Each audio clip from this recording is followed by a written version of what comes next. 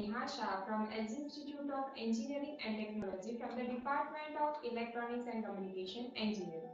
Today I am going to explain you about architecture of fixed point DSP processor, architecture of floating point DSP processor and real world applications of DSP from the subject of digital signal processing from the unit of architecture of DSP processor and its applications. The first topic is architecture of fixed point TMSC 6000 DSP processor. The fixed point DSP processor can be also representing like TMSC 6X or TMSC 6XXX instead of this 6000, or it will also representing like 32-bit processor.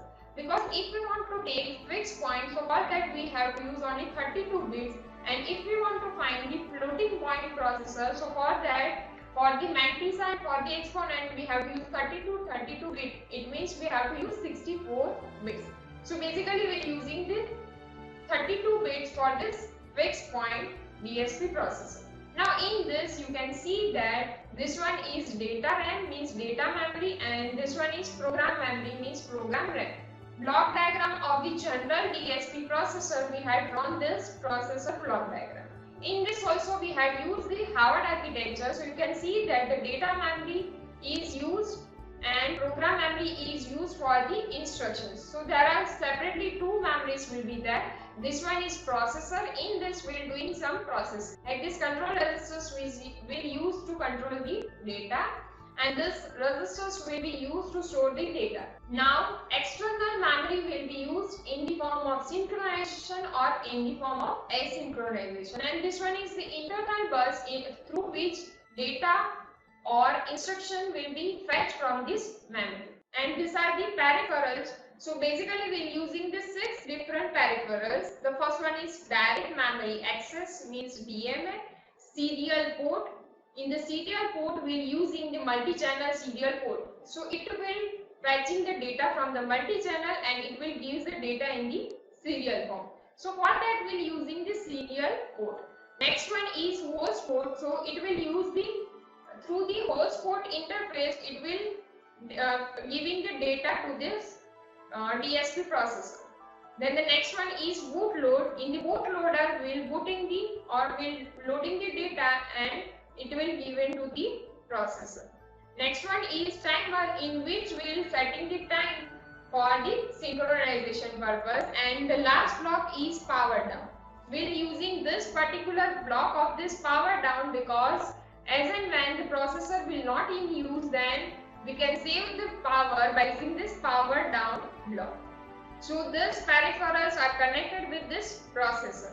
Now in this we are basically used two registers. The first one is register A and the second one is register B.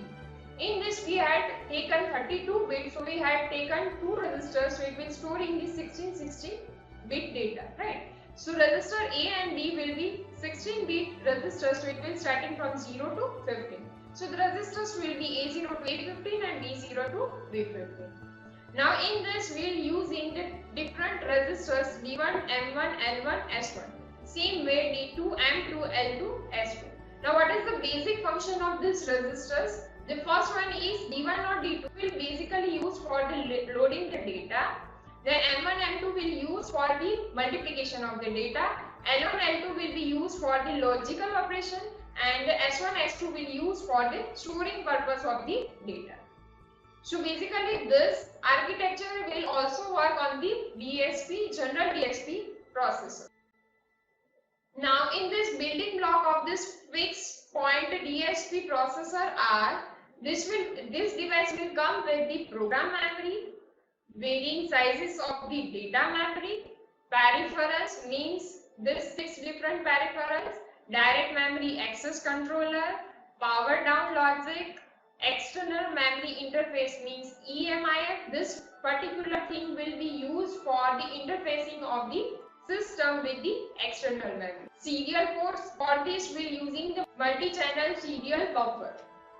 And the last one is host port. For that we are using the host port interface.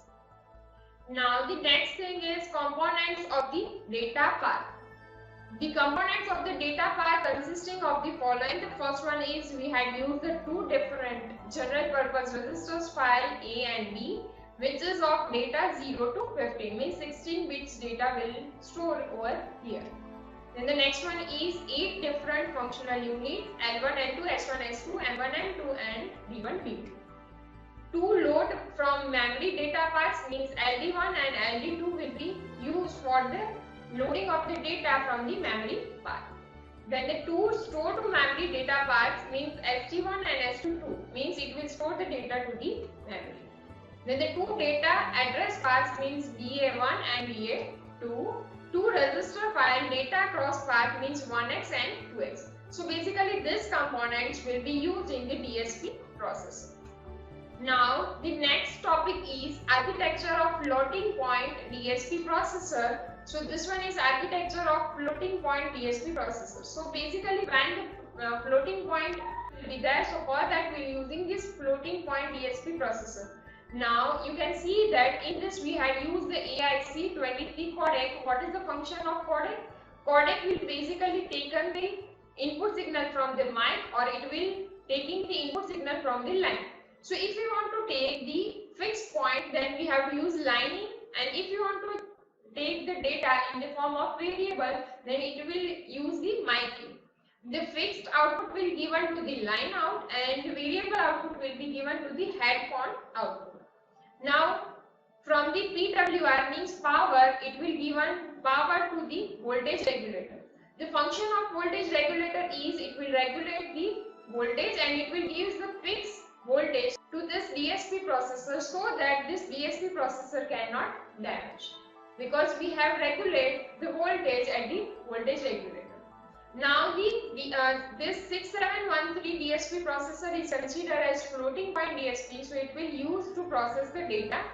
And for this one is memory expansion. So if we want to require the expansion of memory, so for that we are using the memory expander block.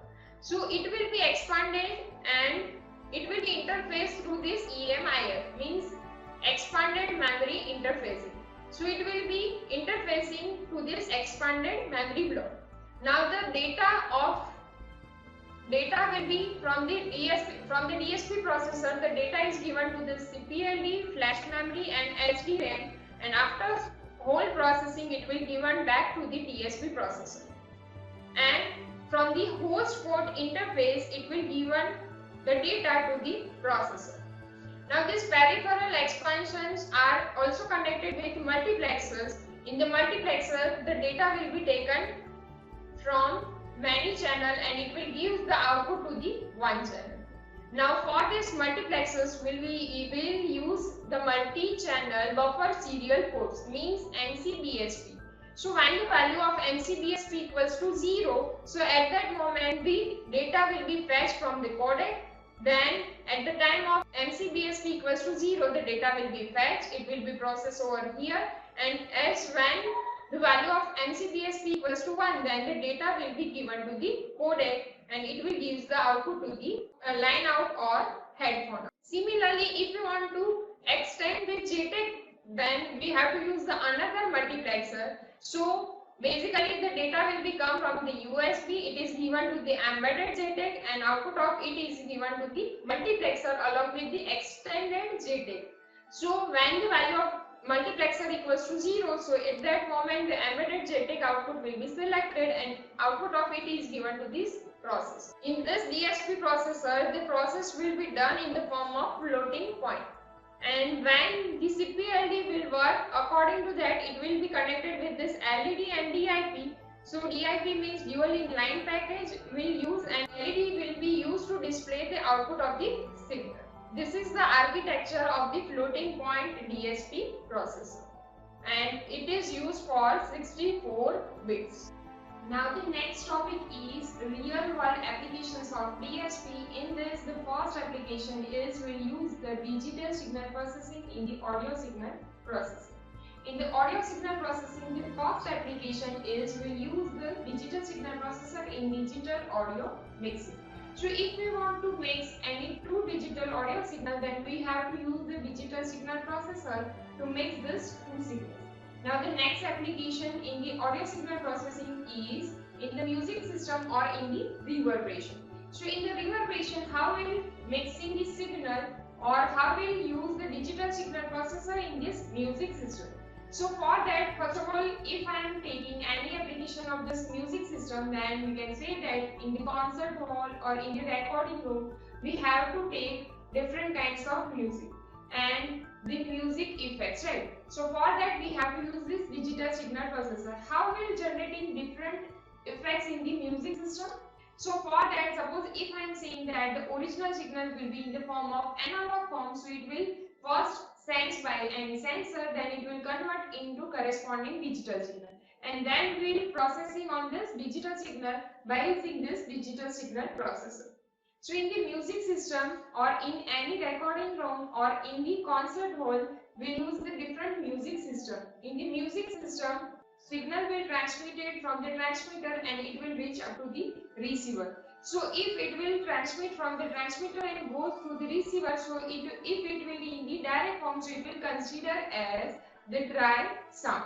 And if the signal will transmit it from the transmitter and it will go up to the wall, and from that it will be reflected back, then it will consider as echo of the signal. And the sound may also go in the many direction, so it will generating the reverberation, so it will take the different time in this three types of sound. So if we are considering that the signal strength of the direct sound will be more compared to the other one, right? Because it will directly transmit from the transmitter and it will receive by the receiver.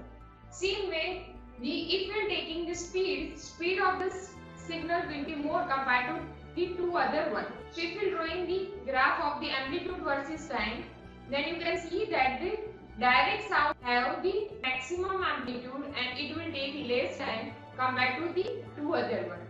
So in the music system, this three kind of sounds will be get mixed in the recording room and it will give the different effects by using this digital signal processor.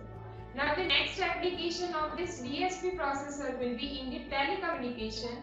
In the telecommunication, we'll use in the digital cellular mobile telephony. In this, we'll use the digital signal, and if you want to do the process on that, so for that we have to use this digital signal processor. Next application is in the set-top box of digital TV reception.